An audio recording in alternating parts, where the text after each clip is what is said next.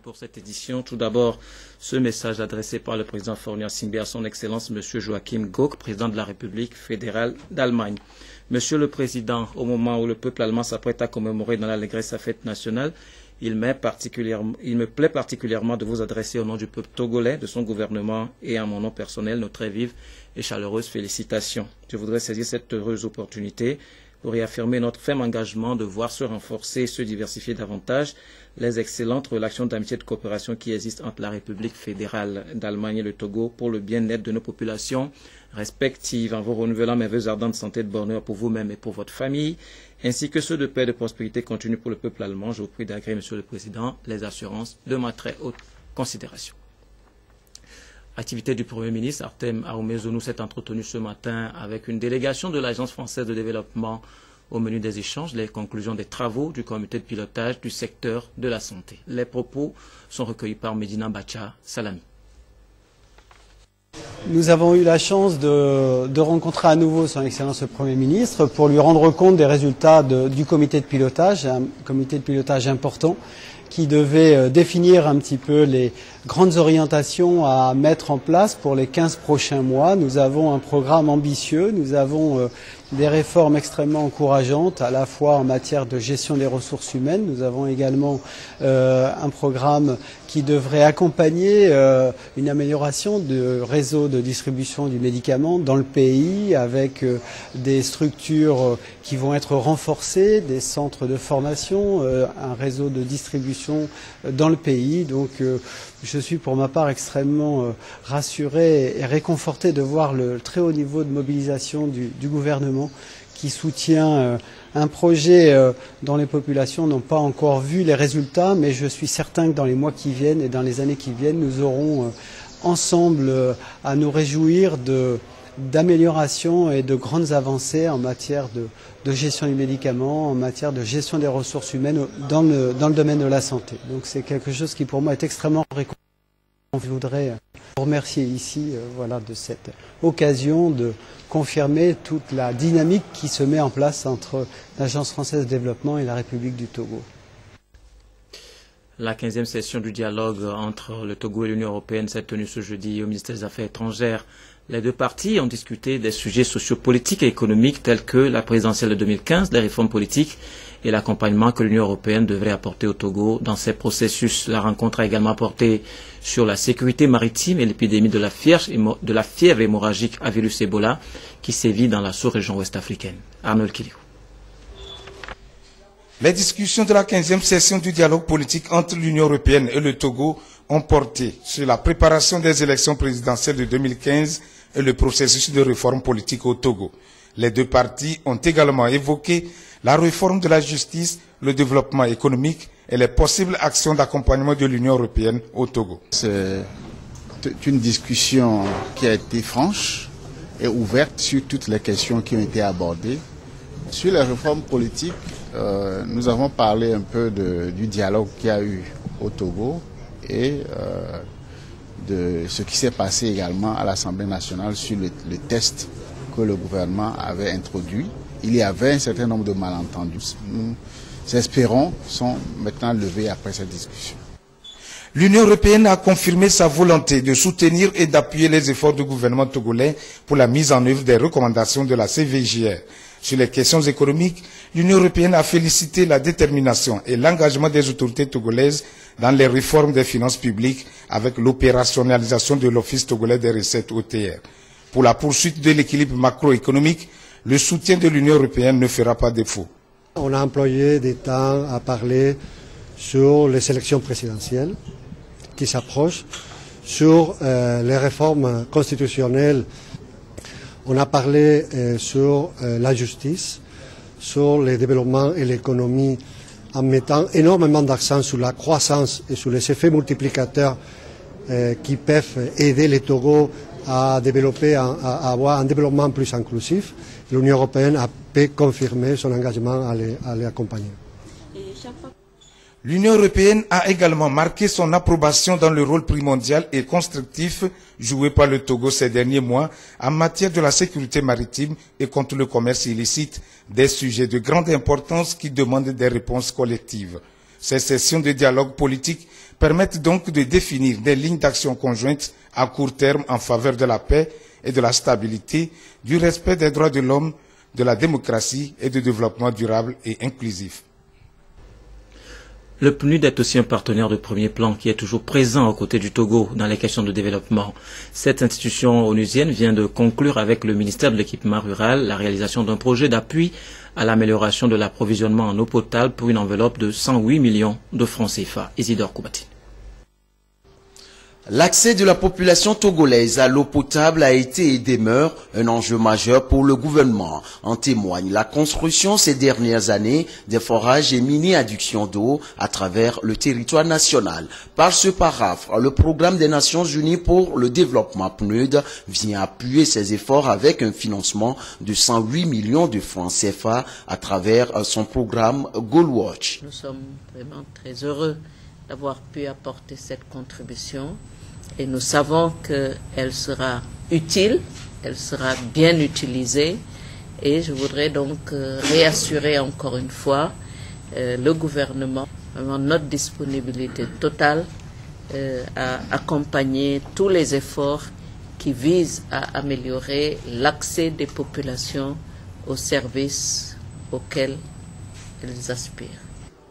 Le gouvernement togolais bénéficiant de cette allocation supplémentaire dispose de 24 mois pour recycler les acteurs locaux pour une gestion rationnelle et durable des mini-adductions d'eau potable en milieu semi-urbain. Nous sommes en train d'élaborer et de valider bientôt les guides qui devront nous permettre d'accompagner ces ASEPA. Je voudrais tout simplement rappeler à ce niveau que suivant notre politique d'approvisionnement en eau potable, lorsque nous mettons en place des mini-adductions d'eau, nous formons ces usagers, ces ASEPA-là, et nous les formons et nous recrutons un exploitant que nous mettons à la tête pour mieux gérer, mieux suivre, pour que l'ouvrage de mini-adduction d'eau fonctionne de façon pérenne. Avec cet appui financier, le Togo se relance pour être au rendez-vous de 2015 en ce qui concerne l'atteinte des objectifs du millénaire pour le développement dans le secteur de l'eau. L'eau fait partie des besoins sociaux de base. Toutes les couches en ont besoin, y compris les personnes âgées. La journée mondiale qui leur est consacrée, c'était hier, 1er octobre. La ministre de l'Action sociale appelle à une meilleure protection de ces personnes du troisième âge qui sont souvent vulnérables, faute d'attention et de soins. Madji Akapo. Au Togo, la proportion actuelle des personnes âgées est estimée à 8% de la population. D'ici à 2025, ce chiffre passera à 12%. Cet accroissement attendu représente à la fois une opportunité et un défi. Défi qu'il faut relever par la prise en compte de cette frange de la population, aussi bien dans les actions que dans les politiques de développement. C'est ce qui justifie le choix du thème « N'oublions personne ». Promouvons une société pour tous, réaliser les droits humains et le bien-être des personnes âgées, retenu pour la célébration ce 1er octobre de la Journée internationale des personnes âgées. Le gouvernement togolais a pris une série de mesures en faveur du bien-être et de l'épanouissement de ces personnes dont l'âge est compris entre 60 ans et plus. Parmi ces initiatives, on note la mise en place d'une direction consacrée aux personnes âgées, l'appui au Conseil national consultatif des personnes âgées qui permet de renforcer l'implication des personnes âgées dans les processus de prise de décision, le démarrage des constructions de centres de détente et de loisirs des personnes âgées est aussi un signe de cet engagement du gouvernement avec un centre opérationnel à Dapaon, un en construction à Kara et un autre à Lomé où les procédures sont en cours. Des ouvrages et des guides sont également disponibles pour orienter ces personnes dans leurs divers choix. Parmi ces ouvrages, l'on peut citer le guide « Vieillir en bonne santé, quelles précautions à prendre ?» et nous pouvons aussi citer le guide du retraité actualisé du début de la carrière à la retraite. Une tournée est prévue au cours de ce mois d'octobre dans toutes les régions du pays pour disséminer des guides qui renferment des informations et des connaissances utiles pour les personnes âgées. La célébration de cette journée s'effectuera le 23 octobre prochain à Sokodé. Ceci pour que chacun puisse apporter sa contribution aux réflexions sur le meilleur cadre de soutien à apporter à ces personnes dont la plupart sont au crépuscule de leur vie. Et avant cette apothéose prévue à Sokodé, à Kara, 420 km au nord du Togo, cette journée a été célébrée par le Conseil national consultatif des personnes âgées, section de la COSA. Certains appartiennent à l'UNAFEC-CM, Union nationale des fonctionnaires retraités du Togo, civils et militaires. D'autres à la FUNARET-CNSS, Fédération nationale des retraités nationale de sécurité sociale. D'autres encore sont du secteur informel, mais tous font partie du CNCPA, Conseil national consultatif des personnes âgées, section COSA. C'est le CNCPA COSA qui a organisé cette manifestation pour marquer la célébration de la Journée internationale des personnes âgées à Kara. Dans la cour des locaux de la préfecture de la COSA, les manifestants ont fait une déclaration qui comporte des remerciements et des doléances. Nous remercions le chef de l'État pour la régularité, surtout dans le virement de nos pensions. Oui, et ensuite, il a fait aussi un grand effort de nous payer 4 mois de départ à la retraite, d'allocation de départ à la retraite. Nous avons émis le vœu à ce que le chef de l'État use de son pouvoir pour nous payer le reste. Nous sommes en train de construire un centre d'accueil des personnes âgées de la COSA. Et nous avons quand même sollicité, en tout cas, une assistance. Le préfet de la COSA, le colonel Hemo Badibaou Bakali, a félicité les personnes âgées pour le caractère pacifique de leur mobilisation et leur sens élevé du patriotisme. Il leur a demandé de continuer par inculquer à la jeunesse les valeurs morales et citoyennes pour faciliter la cohésion sociale, source de développement. Les personnes âgées sont aussi prises en compte dans la stratégie de croissance accélérée pour la promotion de l'emploi, document de référence de l'État en matière de lutte contre la pauvreté. Les différents acteurs viennent de procéder à l'analyse du rapport bilan de la stratégie pour le compte de l'année 2013.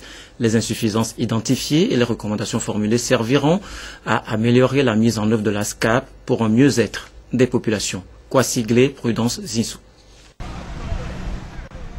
Le Togo amorce son développement économique et social avec la SCAP, la stratégie de croissance accélérée et de promotion de l'emploi.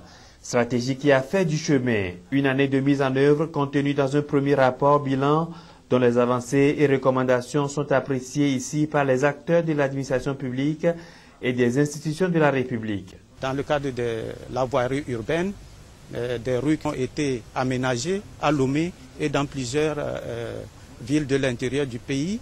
Plusieurs localités de notre pays ont connu l'électrification. Cette rencontre de partage des résultats du rapport bilan 2013, de la mise en œuvre et du suivi et évaluation de la SCAP donne l'opportunité à ces acteurs de développement d'analyser les perceptions en vue d'améliorer les performances des actions de la SCAP.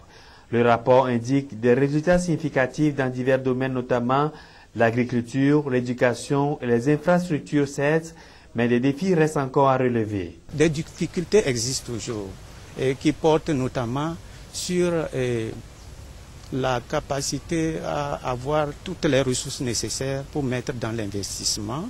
Il y a aussi la question de la maîtrise des procédures de passation de marché. La dissémination du document de la SCAP est aussi un volet important à aborder au cours de cette rencontre. Les acteurs pourront mieux maîtriser les mécanismes de suivi et évaluation et travailler en synergie pour l'atteinte des objectifs fixés par la SCAP.